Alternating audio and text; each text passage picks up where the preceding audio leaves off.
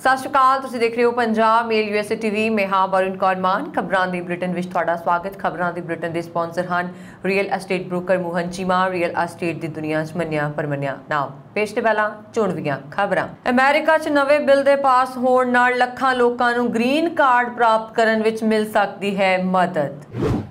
Italy पहुंचे भारतीयां नूं Covishield दा टीका लगा होण तो बाद भी नहीं मिल रहा ग्रीन पास।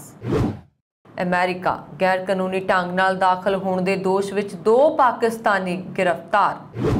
अमेरिका ने अफगानिस्तान की आर्थिक मदद लई $64 मिलियन का कीता ऐलान। कैलीफोर्निया के गवर्नर नूं वापस बुलाउण लई हो रही चोण विच डेमोक्रेटिक पार्टी का राजसी भविख दा ते लगा गवर्नर गैविन न्यूसम का पलड़ा भारी। फ्रिजनो फायर डिपार्टमेंट ਲਈ जारी हुई ग्रांट होवेगी नवे फायर फाइटरां दी भर्ती।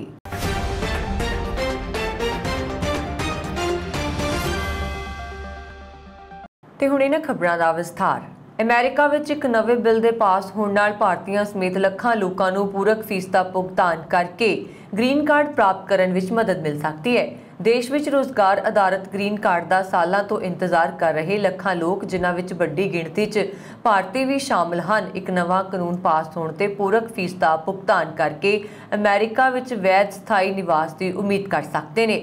इसनूं जेकर सुलाह समझौता पैकेज विच शामिल किया गया अते कानून विच पास किया गया तां उन्हां हज़ारां भारती IT पेशेवरां की मदद करने की उम्मीद है जो मौजूदा समय विच ग्रीन कार्ड का इंतजार कर रहे हैं। ग्रीन कार्ड जिसनूं अधिकारित तौर पर स्थाई निवासी कार्ड के रूप में जानिया जाता है, अमेरिका विच प्रवासियों नूं जारी किया गया एक दस्तावेज जो इस गल का सबूत है कि उन्होंने स्थाई रूप नाल उत्थे रहण का विशेष अधिकार दिता गया।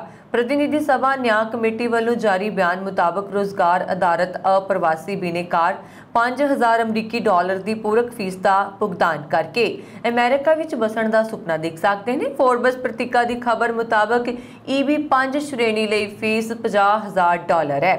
ये व्यवस्थावां 2031 विच स्थापित हो रही हैं। एक परिवार आधारित प्रवासी लई जो एक अमेरिकी नागरिक वालों स्पॉन्सर किया गया अते जिसकी तरजीह की तारीख 2 साल तो ज्यादा है। ग्रीन कार्ड प्राप्त करने की फीस $2500 अमेरिकी होगी। बयान मुताबक जेकर बिनेकारां की तरजीह की तारीख 2 साल के अंदर नहीं है पर उन्होंने देश विच मौजूद होना जरूरी है तो पूरक फीस $1500 अमेरिकी होगी। ये फीस बिनेकारां वालों भुगतान की गई किसी भी प्रबंधकी प्रोसैसिंग फीस तो इलावा होगी। हालांकि बिल विच कानूनी इमिग्रेशन प्रणाली विच स्थाई संरचनात्मक तब्दीलियां शामिल नहीं हैं, जिस विच ग्रीन कार्ड लई H-1B वीज़ा के सालाना कोटे नूं वधाउणा शामिल है। खबर मुताबक इस बिल के कानून बनने तो पहला व्यवस्थावां नूं न्यायपालिका कमेटी, प्रतिनिधि सभा अते सैनेट नूं पास करना होवेगा अते राष्ट्रपति वालों इस ते दस्तखत किए जाने चाहिए हैं। कोविड-19 के हमले नूं कंट्रोल करने लई टीके दुनिया के बहुत देशों में धड़ाधड़ लग रहे हैं पर हाले दुनिया की आबादी का करीब 30% हिस्सा ही सुरक्षित कहा जा सकता है जिसनूं इन्हां टीकिਆਂ की पूरी खुराक मिली होवे। बाकी हाले काम चल रहा। इन्हां टीकिਆਂ नूं संजीवनी बूटी समझदਿਆਂ यूरोपीयन यूनीयन के ਵੱਖ-ਵੱਖ देशों ने अलग-अलग यात्रा की आग्या बेशक दे दी है पर इन्हां टीकिਆਂ के लगन का प्रमाण पत्र भाव ग्रीन पास भी लाजमी कर दिता, जिस तहत कुछ खास कंपनियां दीयां एंटी कोविड वैक्सीनां नूं ही मानता दी गई।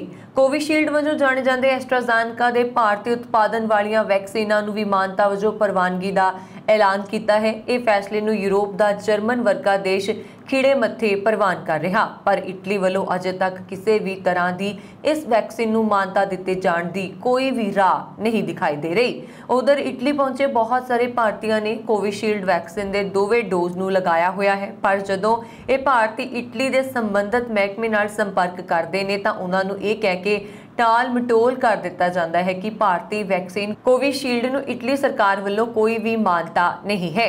इटली पहुंचे इस पंबल पूसे विच फसे भारतीयों ने दस्सिया कि वो एंटी कोरोना वैक्सीन दीयां 2वें ਖੁਰਾਕਾਂ ਭਾਰਤ ਵਿੱਚ ਲਗਵਾ ਕੇ ਇਟਲੀ ਪਹੁੰਚੇ ਨੇ ਤਾਂ ਇੱਥੇ ਜਦੋਂ ਉਹ ਸੰਬੰਧਿਤ ਮਹਿਕਮੇ ਨਾਲ ਕੋਵਿਸ਼ੀਲਡ ਦਾ ਟੀਕਾ ਲਗਾ ਹੋਣ ਤੋਂ ਬਾਅਦ ਗ੍ਰੀਨ ਪਾਸ ਦੇਣ ਸੰਬੰਧੀ ਗੱਲ ਕਰਦੇ ਨੇ ਤਾਂ ਅੱਗੋਂ ਇਟਲੀ ਦੇ ਅਧਿਕਾਰੀਆਂ ਦੁਆਰਾ ਇਹ ਕਿਹਾ ਜਾਂਦਾ ਹੈ ਕਿ ਕੋਵਿਸ਼ੀਲਡ ਨੂੰ ਇਟਲੀ ਸਰਕਾਰ ਦੁਆਰਾ ਮਾਨਤਾ ਨਹੀਂ ਹੈ, ਜਿਸ ਕਰਕੇ ਉਹ ਉਹਨਾਂ ਨੂੰ ਗ੍ਰੀਨ ਪਾਸ ਦੇਣ ਤੋਂ ਅਸਮਰਥ ਨੇ। ਜਦਕਿ ਬਹੁਤ ਸਾਰੇ ਭਾਰਤੀ ਜੋ ਦੁਬਾਰਾ ਟੀਕਾ ਲਵਾਉਣ ਦੇ ਵੀ ਇੱਛੁਕ ਦੇਖੇ ਗਏ ਤੇ ਕੁਝ ਚੁੱਪ-ਚੁਪੀਤੇ ਲਗਾ ਵੀ ਰਹੇ ਨੇ, ਪਰ ਸਿਹਤ ਵਿਭਾਗ ਦੇ ਅਧਿਕਾਰੀਆਂ ਵੱਲੋਂ ਹੋਰ ਕੋਰੋਨਾ ਵਾਇਰਸ ਡੋਜ਼ ਲਗਾਉਣ ਕਾਰਨ ਆਉਣ ਵਾਲੇ ਸਮੇਂ ਵਿੱਚ ਉਸ ਵਿਅਕਤੀ ਨੂੰ ਸਿਹਤ ਸੰਬੰਧੀ ਪਰੇਸ਼ਾਨੀਆਂ ਹੋ ਜਾਣ ਦੇ ਡਰ ਕਾਰਨ ਟੀਕਾ ਨਾ ਲਗਵਾਉਣ ਦਾ ਹਵਾਲਾ ਦਿੰਦੇ ਦੇਖੇ ਗਏ।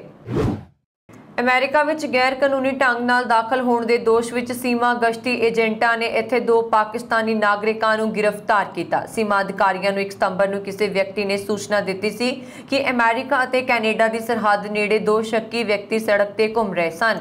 ਗਸ਼ਤੀ ਏਜੰਟਾਂ ਨੇ ਦੋਹਾਂ ਵਿਅਕਤੀਆਂ ਨੂੰ ਫੜਿਆ, ਜਿਸ ਦੇ ਬਾਅਦ ਪਤਾ ਚੱਲਿਆ ਕਿ ਉਹ ਪਾਕਿਸਤਾਨ ਦੇ ਨਾਗਰਿਕ ਹਨ ਅਤੇ ਉਹਨਾਂ ਕੋਲ ਅਮਰੀਕਾ ਵਿੱਚ ਰਹਿਣ ਦਾ ਕੋਈ ਵੈਧ ਦਸਤਾਵੇਜ਼ ਨਹੀਂ ਹੈ। ਅਮਰੀਕੀ ਕਸਟਮ ਵਿਭਾਗ ਨੇ ਦੱਸਿਆ ਕਿ ਅਫਤਾਬ ਅਕਬਰ ਹੁਸੈਨ ਨੂੰ ਇਮੀਗ੍ਰੇਸ਼ਨ ਜੱਜ ਵੱਲੋਂ 2013 ਵਿੱਚ ਅਮਰੀਕਾ ਤੋਂ ਕੱਢ ਦਿੱਤਾ ਗਿਆ। ਉਸ ਨੂੰ ਕੈਲੀਫੋਰਨੀਆ ਵਿੱਚ ਨਸ਼ੀਲੇ ਪਦਾਰਥ ਰੱਖਣ ਦਾ ਦੋਸ਼ੀ ਠਹਿਰਾਇਆ ਗਿਆ ਸੀ ਅਤੇ 2 ਸਾਲ ਦੀ ਜੇਲ੍ਹ ਹੋਈ ਸੀ। ਹੁਸੈਨ ਤੇ ਗੈਰ ਕਾਨੂੰਨੀ ਢੰਗ ਨਾਲ ਦੁਬਾਰਾ ਦੇਸ਼ ਵਿੱਚ ਦਾਖਲ ਹੋਣ ਦਾ ਦੋਸ਼ ਵੀ ਦਰਜ ਕੀਤਾ ਗਿਆ, ਜਿਸ ਲਈ ਉਸ ਨੂੰ ਜੁਰਮਾਨਾ ਅਤੇ 2 ਸਾਲ ਦੀ ਕੈਦ ਦੀ ਸਜ਼ਾ ਹੋ ਸਕਦੀ ਹੈ। ਵਿਭਾਗ ਨੇ ਕਿਹਾ ਕਿ 33 ਸਾਲਾ ਦੂਜਾ ਵਿਅਕਤੀ ਕੈਨੇਡਾ ਤੋਂ ਅਮਰੀਕਾ ਵਿੱਚ ਗੈਰ ਕਾਨੂੰਨੀ ਢੰਗ ਨਾਲ ਦਾਖਲ ਹੋਇਆ ਸੀ ਅਤੇ ਉਸ ਨੂੰ ਵਾਪਸ ਕੈਨੇਡਾ ਭੇਜ ਦਿੱਤਾ ਗਿਆ ਹੈ। ਅਫਗਾਨਿਸਤਾਨ ਵਿੱਚ ਤਾਲਿਬਾਨ ਦੇ ਕਬਜ਼ੇ ਅਤੇ ਅੰਤਰਿਮ ਸਰਕਾਰ ਦੇ ਗਠਨ ਤੋਂ ਬਾਅਦ ਅਮਰੀਕਾ ਨੇ ਸੋਮਵਾਰ ਨੂੰ ਅਹਿਮ ਫੈਸਲਾ ਲਿਆ। ਅਮਰੀਕਾ ਨੇ ਅਫਗਾਨਿਸਤਾਨ ਦੇ ਲੋਕਾਂ ਲਈ ਆਰਥਿਕ ਮਦਦ ਕਰਨ ਦਾ ਐਲਾਨ ਕੀਤਾ। ਉਹ ਅਫਗਾਨਿਸਤਾਨ ਦੀ ਜਨਤਾ ਲਈ ਤਕਰੀਬਨ $64 ਮਿਲੀਅਨ ਦੀ ਮਦਦ ਕਰਨ ਜਾ ਰਿਹਾ। ਮੀਡੀਆ ਹਾਊਸ ਟੋਲੋ ਨਿਊਜ਼ ਨੇ ਜਾਣਕਾਰੀ ਦਿੱਤੀ ਹੈ ਕਿ ਸੰਯੁਕਤ ਰਾਸ਼ਟਰ ਵਿੱਚ ਅਮਰੀਕੀ ਰਾਜਦੂਤ ਲਿੰਡਾ ਥਾਮਸਨ ਗ੍ਰੀਨਫੀਲਡ ਨੇ ਆਰਥਿਕ ਸਹਾਇਤਾ ਨੂੰ ਮਨੁੱਖੀ ਸਹਾਇਤਾ ਦੇ ਰੂਪ ਵਿੱਚ ਦੱਸਿਆ ਹੈ। ਉਹਨਾਂ ਨੇ UN ਵਿੱਚ ਕਿਹਾ ਹੈ ਕਿ ਅਫਗਾਨਿਸਤਾਨ ਦੀ ਸਥਿਤੀ ਗੰਭੀਰ ਹੈ। ਅਜਿਹੇ ਵਿੱਚ ਅਮਰੀਕਾ ਨੇ ਨਵੀਂ ਮਨੁੱਖੀ ਸਹਾਇਤਾ ਦੇ ਰੂਪ ਵਿੱਚ $64 ਮਿਲੀਅਨ ਦੇਣ ਦਾ ਵਾਅਦਾ ਕੀਤਾ। ਜ਼ਮੀਨੀ ਸਥਿਤੀ ਬਾਰੇ ਮੁਲਾਂਕਣ ਕਰਨ ਤੋਂ ਬਾਅਦ ਭਵਿੱਖ ਵਿੱਚ ਹੋਰ ਜ਼ਿਆਦਾ ਰਾਸ਼ੀ ਦਿੱਤੇ ਜਾਣ ਤੇ ਵੀ ਵਿਚਾਰ ਹੋਵੇਗਾ। ਕੈਲੀਫੋਰਨੀਆ ਦੇ ਗਵਰਨਰ ਗੈਵਿਨ ਨਿਊਸਮ ਨੂੰ ਵਾਪਸ ਬੁਲਾਉਣ ਲਈ ਹੋ ਰਹੀ ਮੁੜ ਇਤਿਹਾਸਿਕ ਚੋਣ ਵਿੱਚ ਡੈਮੋਕ੍ਰੈਟਿਕ ਪਾਰਟੀ ਦਾ ਰਾਜਸੀ ਭਵਿੱਖ ਦਾ ਉੱਪਰ ਲੱਗਾ ਹੋਇਆ ਹੈ। ਕੈਲੀਫੋਰਨੀਆ ਇੱਕ ਅਜਿਹਾ ਰਾਜ ਹੈ ਜਿੱਥੇ ਰਿਪਬਲਿਕਨਾਂ ਦੀ ਤੁਲਨਾ ਵਿੱਚ 50 ਲੱਖ ਵੱਧ ਲੋਕ ਡੈਮੋਕ੍ਰੈਟਿਕ ਪਾਰਟੀ ਨਾਲ ਜੁੜੇ ਨੇ। ਗਵਰਨਰ ਗੈਵਿਨ ਦੇ ਕਾਰਗੁਜ਼ਾਰੀ ਤੋਂ ਅਸੰਤੁਸ਼ਟ ਲੋਕਾਂ ਦੀ ਮੰਗ ਤੇ ਹੋ ਰਹੀ ਮੁੜ ਚੋਣ ਵਿੱਚ ਹਾਲਾਂਕਿ ਸਰਵੇ ਵਿੱਚ ਗਵਰਨਰ ਨਿਊਸਮ ਦਾ ਪਲੜਾ ਥੋੜਾ ਬਹੁਤ ਭਾਰੀ ਦੱਸਿਆ ਜਾ ਰਿਹਾ, ਪਰ ਮਾਹਿਰਾਂ ਦਾ ਕਹਿਣਾ ਹੈ ਕਿ ਇਸ ਸਮੇਂ ਕੁਝ ਨਹੀਂ ਕਿਹਾ ਜਾ ਸਕਦਾ। ਰਾਜਸੀ ਮਾਹਿਰਾਂ ਦਾ ਮੰਨਣਾ ਹੈ ਕਿ ਜੇਕਰ ਨਿਊਸੋਮ ਹਾਰ ਜਾਂਦੇ ਨੇ ਤਾਂ ਸਮੁੱਚੇ ਅਮਰੀਕਾ ਵਿੱਚ ਰਿਪਬਲਿਕਨਾਂ ਦੀ ਚੜ੍ਹ ਮਚ ਜਾਵੇਗੀ, ਜੋ ਵੈਕਸੀਨ ਤੇ ਹੋਰ ਕੋਵਿਡ-19 ਪਾਬੰਦੀਆਂ ਦਾ ਵਿਰੋਧ ਕਰ ਰਹੇ ਨੇ। ਨਿਊਸੋਮ ਦੀ ਹਾਰ ਨਾਲ ਡੈਮੋਕ੍ਰੈਟਿਕ ਪਾਰਟੀ ਦਾ ਅਮਰੀਕੀ ਸੈਨੇਟ ਉੱਪਰ ਨਿਯੰਤਰਣ ਵੀ ਖਤਰੇ ਵਿੱਚ ਪੈ ਸਕਦਾ ਹੈ। ਮੁੜ ਚੋਣ ਵਿੱਚ ਮਤਦਾਤਾ ਨੂੰ 2 ਸਵਾਲ ਪੁੱਛੇ ਜਾਣਗੇ ਕਿ ਉਹ ਨਿਊਸੋਮ ਨੂੰ ਵਾਪਸ ਬੁਲਾਉਣਾ ਚਾਹੀਦਾ ਹੈ। ਜੇਕਰ ਵਾਪਸ ਬੁਲਾਉਣਾ ਚਾਹੀਦਾ ਹੈ ਤਾਂ ਉਹਨਾਂ ਦੇ ਸਥਾਨ ਤੇ ਕੌਣ ਗਵਰਨਰ ਹੋਣਾ ਚਾਹੀਦਾ ਹੈ। ਗਵਰਨਰਾਂ ਨੂੰ ਵਾਪਸ ਬੁਲਾਉਣ ਲਈ ਪਹਿਲੇ ਸਵਾਲ ਦੇ ਸਮਰਥਨ ਵਿੱਚ ਬਹੁ ਗਿਣਤੀ ਵੋਟਾਂ ਪੈਣਗੀਆਂ ਚਾਹੀਦੀਆਂ ਨੇ, ਪਰ ਰਾਸ਼ਟਰਪਤੀ ਜੋ ਬਾਈਡਨ ਤੇ ਹੋਰ ਡੈਮੋਕ੍ਰੈਟਿਕ ਆਗੂਆਂ ਨੇ ਵੀ ਨਿਊਸੋਮ ਦੇ ਹੱਕ ਵਿੱਚ ਹੋਣ ਮੁਹਿੰਮ ਵਿੱਚ ਹਿੱਸਾ ਲਿਆ। ਇਸ ਚੋਣ ਵਿੱਚ 9 ਡੈਮੋਕ੍ਰੈਟਿਕ ਤੇ 24 ਰਿਪਬਲਿਕਨਾਂ ਸਮੇਤ 46 ਉਮੀਦਵਾਰ ਮੈਦਾਨ ਵਿੱਚ ਨੇ। ਇੱਥੇ ਜ਼ਿਕਰਯੋਗ ਹੈ ਕਿ ਅਮਰੀਕਾ ਦੇ ਇਤਿਹਾਸ ਵਿੱਚ ਹੁਣ ਤੱਕ ਮੁੜ ਹੋਈ ਚੋਣ ਵਿੱਚ 2 ਗਵਰਨਰਾਂ ਨੂੰ ਅਹੁਦਾ ਛੱਡਣਾ ਪਿਆ ਸੀ। 1921 ਵਿੱਚ ਹੋਈ ਮੁੜ ਚੋਣ ਵਿੱਚ ਉੱਤਰੀ ਡਕੋਟਾ ਦੇ ਗਵਰਨਰ ਨੂੰ ਅਹੁਦਾ ਛੱਡਣਾ ਪਿਆ ਸੀ ਤੇ 2003 ਵਿੱਚ ਕੈਲੀਫੋਰਨੀਆ ਦੇ ਗਵਰਨਰ ਗ੍ਰੇਟ ਡੇਵਿਸ ਵਿਰੁੱਧ ਫਤਵਾ ਦਿੱਤਾ ਗਿਆ ਸੀ ਤੇ ਉਸ ਦੀ ਥਾਂ ਤੇ ਫਿਲਮ ਅਦਾਕਾਰਾ ਅਰਨੋਲਡ ਚੋਣ ਜਿੱਤੇ ਸਨ। ਕੈਲੀਫੋਰਨੀਆ ਦੇ ਸ਼ਹਿਰ ਫ੍ਰਿਜ਼ਨੋ ਦੇ ਫਾਇਰ ਡਿਪਾਰਟਮੈਂਟ ਨੂੰ ਅਮਰੀਕੀ ਸਰਕਾਰ ਵੱਲੋਂ ਸੇਫਰ ਗ੍ਰਾਂਟ ਰਾਹੀਂ $12.6 ਮਿਲੀਅਨ ਜਾਰੀ ਕੀਤੇ ਗਏ ਨੇ। ਇਸ ਗ੍ਰਾਂਟ ਦੀ ਮਦਦ ਨਾਲ ਵਿਭਾਗ ਵੱਲੋਂ ਤਕਰੀਬਨ 42 ਨਵੇਂ ਫਾਇਰ ਫਾਈਟਰਸ ਨਿਯੁਕਤ ਕੀਤੇ ਜਾ ਸਕਣਗੇ। ਫ੍ਰਿਜ਼ਨੋ ਫਾਇਰ ਵਿਭਾਗ ਦੇ ਅਧਿਕਾਰੀ ਸ਼ੇਨ ਬਰਾਊਨ ਅਨੁਸਾਰ ਇਹ ਇੱਕ ਅਪਗ੍ਰੇਡ ਹੈ ਜਿਸ ਦੀ ਵਿਭਾਗ ਨੂੰ ਸਾਲਾਂ ਤੋਂ ਲੋੜ ਸੀ। ਬਰਾਊਨ ਅਨੁਸਾਰ ਵਿਭਾਗ ਕੋਲ ਉਹੀ ਸਟਾਫਿੰਗ ਮਾਡਲ ਹੈ ਜੋ 1980 ਵਿੱਚ ਸੀ। 1980 ਵਿੱਚ ਫ੍ਰਿਜ਼ਨੋ ਫਾਇਰ ਕੋਲ 80 ਫਾਇਰ ਫਾਈਟਰਸ ਪ੍ਰਤੀ ਦਿਨ ਡਿਊਟੀ ਤੇ ਸਨ, ਜਦਕਿ ਹੁਣ 2021 ਵਿੱਚ ਇਹ ਗਿਣਤੀ 81 ਹੈ। 1980 ਵਿੱਚ ਸ਼ਹਿਰ ਦੀ ਆਬਾਦੀ ਤਕਰੀਬਨ 2,18,000 ਸੀ, ਪਰ ਅੱਜ-ਕੱਲ ਲਗਭਗ 5,40,000 ਹੈ। ਇਸ ਲਈ ਸ਼ਹਿਰ ਵਿੱਚ ਫਾਇਰ ਫਾਈਟਰਸ ਦੀ ਜ਼ਰੂਰਤ ਹੈ। ਵਿਭਾਗ ਅਨੁਸਾਰ ਸੇਫਰ ਗ੍ਰਾਂਟ 3 ਸਾਲਾਂ ਲਈ ਸਾਰੇ 42 ਫਾਇਰ ਫਾਈਟਰਾਂ ਦੀਆਂ ਤਨਖਾਹਾਂ ਦਾ ਭੁਗਤਾਨ ਕਰੇਗੀ। ਇਸ ਵੇਲੇ ਵਿਭਾਗ ਕੋਲ ਸਿਰਫ 300 ਤੋਂ ਵੱਧ ਫਾਇਰ ਫਾਈਟਰ ਨੇ। ਆਬਾਦੀ ਅਤੇ ਅੱਗ ਦੀਆਂ ਘਟਨਾਵਾਂ ਦੇ ਹਿਸਾਬ ਨਾਲ ਫ੍ਰਿਜ਼ਨੋ ਨੂੰ ਅਸਲ ਵਿੱਚ 500 ਤੋਂ ਲੈ ਕੇ 600 ਤੱਕ ਫਾਇਰ ਫਾਈਟਰਸ ਦੀ ਜ਼ਰੂਰਤ ਹੈ। ਬ੍ਰਾਊਨ ਅਨੁਸਾਰ ਜੇ ਸਭ ਕੁਝ ਠੀਕ ਰਿਹਾ ਤਾਂ ਅਗਲੇ ਸਾਲ ਦੇ ਆਰੰਭ ਤੱਕ 42 ਫਾਇਰ ਫਾਈਟਰਸ ਨੂੰ ਨਿਯੁਕਤ ਕਰਕੇ ਸਿਖਲਾਈ ਦਿੱਤੀ ਜਾਏਗੀ। ਅਫਗਾਨਿਸਤਾਨ ਦੇ ਕਾਬੁਲ ਹਵਾਈ ਅੱਡੇ ਤੇ ਅਮਰੀਕਾ ਦੁਆਰਾ ਚਲਾਈ ਗਈ ਨਿਕਾਸੀ ਮੁਹਿੰਮ ਦੇ ਦੌਰਾਨ ਬੰਬ ਧਮਾਕੇ ਵਿੱਚ ਮਾਰੇ ਗਏ 13 ਅਮਰੀਕੀ ਸਰਵਿਸਿਜ਼ ਮੈਂਬਰਾਂ ਵਿੱਚੋਂ ਇੱਕ ਮਰੀਨ ਦੀ ਲਾਸ਼ ਐਤਵਾਰ ਨੂੰ ਉਸਦੇ ਉੱਤਰੀ ਇੰਡੀਆਨਾ ਦੇ ਘਰ ਪਹੁੰਚੀ ਹੈ। ਇੱਕ ਫੌਜੀ ਕਾਫਲੇ ਨੇ ਸਨਮਾਨ ਸਹਿਤ ਲੋਗਨ ਸਪੋਰਟ ਦੇ 22 ਸਾਲਾ ਮਰੀਨ ਕੋਰ ਕਾਰਪੋਰੇਲ ਹਮਰੋਟੋ ਸਾਂਚੇਜ਼ ਦਾ ਮ੍ਰਿਤਕ ਸਰੀਰ ਉਸਦੇ ਘਰ ਪਹੁੰਚਾਇਆ। ਸਾਂਚੇਜ਼ ਦੀ ਲਾਸ਼ ਐਤਵਾਰ ਸਵੇਰੇ ਇੰਡੀਆਨਾ ਪੋਲਿਸ ਤੋਂ ਲਗਭਗ 80 ਮੀਲ ਉੱਤਰ ਚਪੈਰੂ ਦੇ ਨੇੜੇ ਗ੍ਰਿਸਮ ਏਅਰ ਰਿਜ਼ਰਵ ਬੇਸ ਤੇ ਪਹੁੰਚੀ ਤੇ ਫਿਰ ਫੌਜੀ ਕਾਫਲਾ 20 ਮੀਲ ਦੀ ਦੂਰੀ ਤੇ ਲੋਗਨ ਸਪੋਰਟ ਵੱਲ ਗਿਆ। ਅਮਰੀਕੀ ਲੋਕਾਂ ਨੇ ਸੈਨਿਕ ਨੂੰ ਸੜਕ ਤੇ ਲਾਈਨਾਂ ਲਗਾ ਕੇ ਅਮਰੀਕੀ ਝੰਡਿਆਂ ਸਮੇਤ ਸ਼ਰਧਾਂਜਲੀਆਂ ਤੇ ਸਨਮਾਨ ਦਿੱਤਾ। ਫੌਜੀ ਕਾਫਲੇ ਵਿੱਚ ਗੱਡੀਆਂ ਤੇ ਸੈਂਕੜੇ ਮੋਟਰਸਾਈਕਲ ਸਨ। ਸਾਂਚੇਜ਼ ਆਪਣੀ Logan support high school class ਦੇ 17 ਮੈਂਬਰਾਂ ਵਿੱਚੋਂ ਇੱਕ ਸੀ ਜੋ ਆਪਣੀ 2017 ਦੀ ਗ੍ਰੈਜੂਏਸ਼ਨ ਤੋਂ ਬਾਅਦ ਫੌਜ ਵਿੱਚ ਭਰਤੀ ਹੋਇਆ ਸੀ। ਸੋਮਵਾਰ ਨੂੰ ਲੋਗਨ ਸਪੋਰਟ ਦੇ ਲਾਈਫ ਗੇਟ ਚਰਚ ਵਿੱਚ ਇੱਕ ਪਬਲਿਕ ਵਿਜ਼ਿਟ ਦੇ ਬਾਅਦ ਸਾਂਚੇਜ਼ ਦੀ ਫਿਊਨਰਲ ਮੰਗਲਵਾਰ ਸਵੇਰੇ 11 ਵਜੇ ਨਿਰਧਾਰਤ ਕੀਤੀ ਗਈ ਸੀ।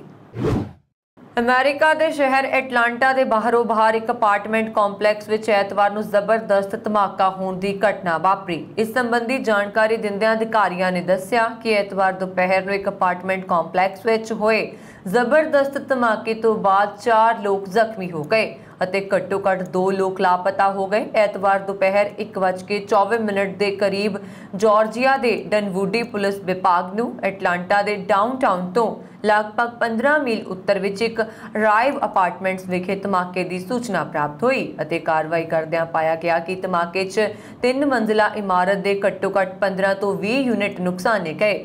ਫਾਇਰ ਵਿਭਾਗ ਅਨੁਸਾਰ 4 ਜ਼ਖਮੀ ਲੋਕਾਂ ਨੂੰ ਹਸਪਤਾਲ ਲਿਜਾਇਆ ਗਿਆ ਅਤੇ 2 ਲੋਕ ਫਿਲਹਾਲ ਲਾਪਤਾ ਨੇ। ਬਚਾਅ ਦਲ ਦੇ ਕਰਮਚਾਰੀ ਇਮਾਰਤ ਦੇ ਖੋਜ ਕਾਰਜਾਂ ਲਈ ਡਰੋਨ ਤੋਂ ਲੈ ਕੇ ਥਰਮਲ ਇਮੇਜਿੰਗ ਦੀ ਵਰਤੋਂ ਕਰ ਰਹੇ ਸਨ। ਅਧਿਕਾਰੀਆਂ ਅਨੁਸਾਰ ਧਮਾਕੇ ਤੋਂ ਬਾਅਦ ਐਟਲਾਂਟਾ ਗੈਸ ਨੂੰ ਇਮਾਰਤ ਵਿੱਚ ਬੁਲਾਇਆ ਗਿਆ ਸੀ, ਜਦਕਿ ਧਮਾਕੇ ਦੇ ਕਾਰਨਾਂ ਦੀ ਅਜੇ ਜਾਂਚ ਚੱਲ ਰਹੀ ਹੈ।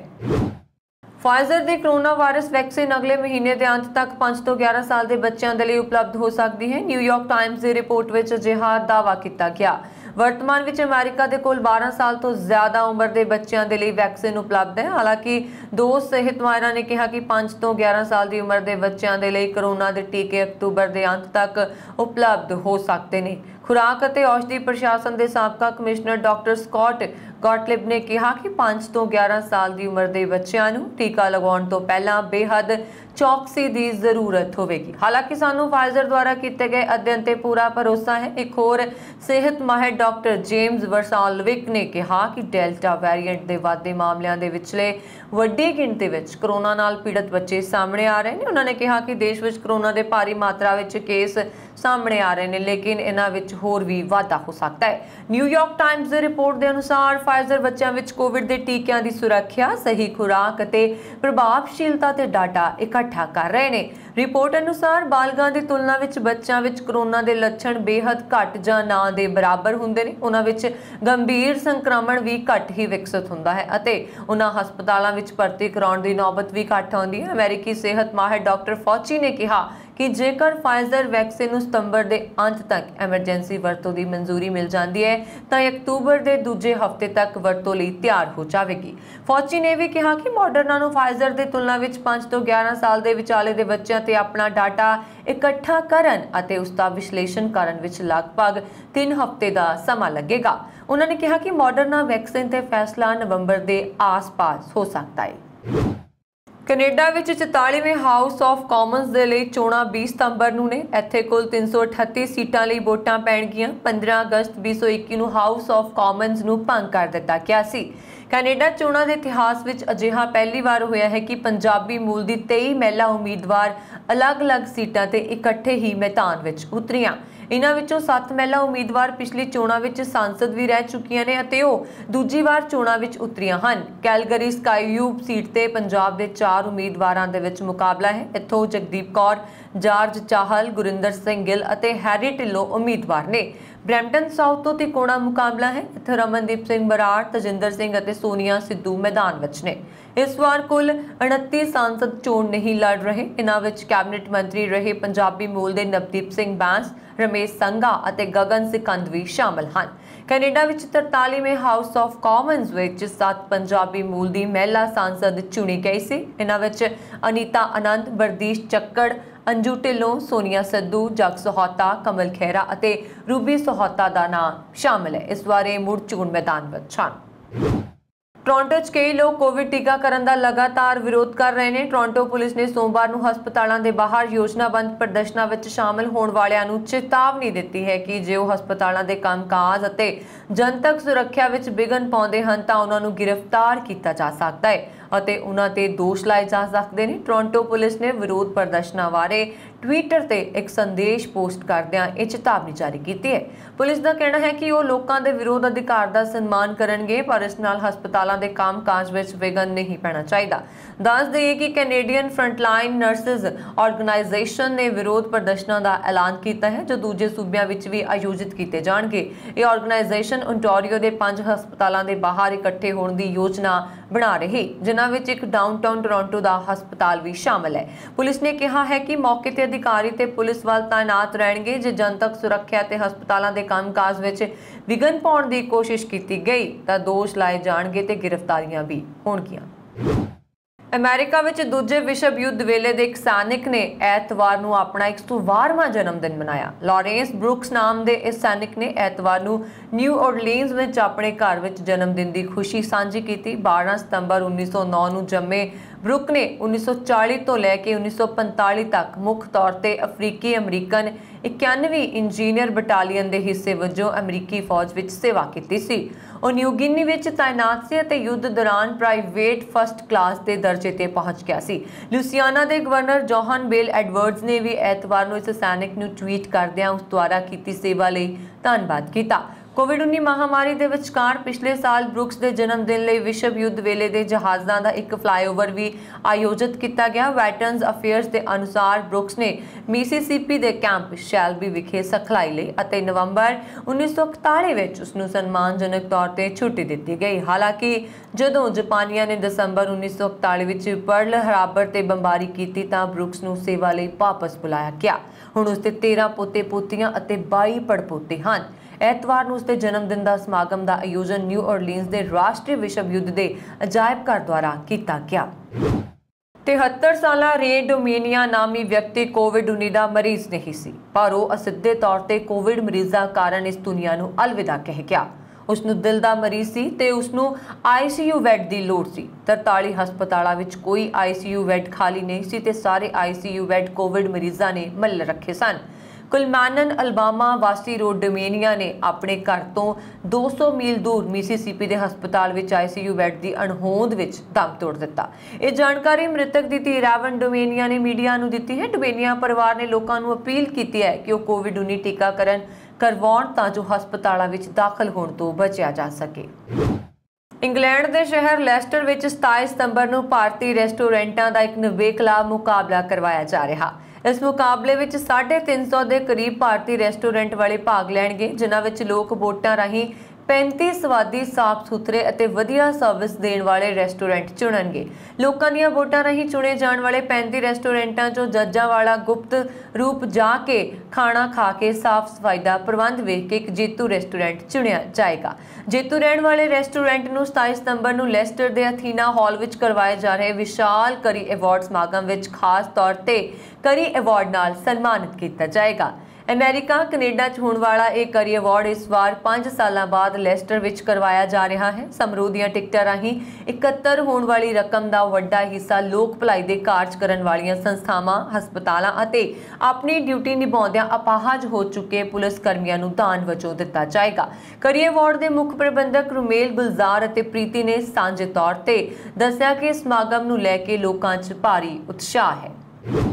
ਇਜ਼ਰਾਈਲ ਅਤੇ ਫਿਲਿਸਤੀਨ ਵਿਚਾਲੇ ਦੁਬਾਰਾ ਟਕਰਾਅ ਦੀ ਸਥਿਤੀ ਪੈਦਾ ਹੋ ਗਈ। ਗਾਜ਼ਾ ਪੱਟੀ ਤੇ ਦੋਵਾਂ ਪਾਸਿਆਂ ਤੋਂ ਰਾਕੇਟ ਦਾਗੇ ਜਾ ਰਹੇ ਨੇ। ਰਾਤ ਨੂੰ ਇਜ਼ਰਾਈਲ ਫੌਜ ਨੇ ਗਾਜ਼ਾ ਪੱਟੀ ਤੇ ਫਿਲਿਸਤੀਨ ਸੰਗਠਨ ਹਮਾਸ ਤੇ ਕਈ ਰਾਕੇਟ ਦਾਗੇ।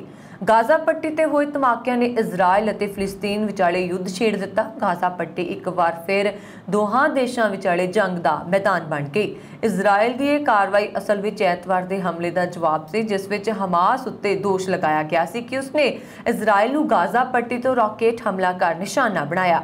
ਇਜ਼ਰਾਈਲ ਦਾ ਦਾਅਵਾ ਹੈ ਕਿ ਇਸ ਹਮਲੇ ਵਿੱਚ ਹਮਾਸ ਦੇ ਸਿਖਲਾਈ ਕੇਂਦਰ ਅਤੇ ਹਥਿਆਰਾਂ ਨੂੰ ਕਾਫੀ ਨੁਕਸਾਨ ਪਹੁੰਚਿਆ ਹੈ। ਇਜ਼ਰਾਈਲੀ ਜੇਲ੍ਹ ਤੋਂ ਭੱਜਣ ਵਾਲੇ ਫਿਲਿਸਤੀਨ ਕੈਦੀ ਦੋਵੇਂ ਪਾਸਿਆਂ ਤੋਂ ਲੜਾਈ ਦੇ ਪਿੱਛੇ ਦਾ ਕਾਰਨ ਨੇ।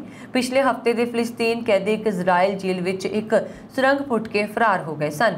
ਕੈਦੀਆਂ ਦੇ ਭੱਜਣ ਦਾ ਜਸ਼ਨ ਮਨਾਉਂਦਿਆਂ ਗਾਜ਼ਾ ਤੋਂ ਇਜ਼ਰਾਈਲ ਉੱਤੇ ਅੱਗ ਦੇ ਗੁਬਾਰੇ ਸੁੱਟੇ ਗਏ। ਹਾਲਾਂਕਿ ਇਨ੍ਹਾਂ ਵਿੱਚੋਂ 4 ਕੈਦੀ ਦੁਬਾਰਾ ਫੜੇ ਗਏ, ਪਰ 2 ਦੀ ਭਾਲ ਅਜੇ ਜਾਰੀ ਹੈ। ਮੰਨਿਆ ਜਾ ਰਿਹਾ ਹੈ ਕਿ ਹਮਾਸ ਨੇ ਇਸ ਦਾ ਬਦਲਾ ਲੈਣ ਲਈ ਇਜ਼ਰਾਈਲ ਤੇ 3 ਰਾਕੇਟ ਦਾਗੇ ਅਤੇ ਇਸ ਦੇ ਜਵਾਬ ਵਿੱਚ ਇਜ਼ਰਾਈਲ ਨੇ ਗਾਜ਼ਾ ਪੱਟੀ ਤੇ ਕਈ ਰਾਕੇਟ ਦਾਗੇ। ਇਹ ਸਨ ਹੁਣ ਤੱਕ ਦੀਆਂ ਖਬਰਾਂ। ਮੈਨੂੰ ਵਰੁਣ ਕੌਰ ਮਾਨ ਨੂੰ ਦਿਓ ਆ ਗਿਆ। ਹੋਰ ਖਬਰਾਂ ਦੇ ਲਈ ਸਾਡਾ YouTube ਚੈਨਲ ਪੰਜਾਬ ਮੇਲ USA TV ਜ਼ਰੂਰ ਸਬਸਕ੍ਰਾਈਬ ਕਰੋ। ਸਤਿ ਸ਼੍ਰੀ ਅਕਾਲ।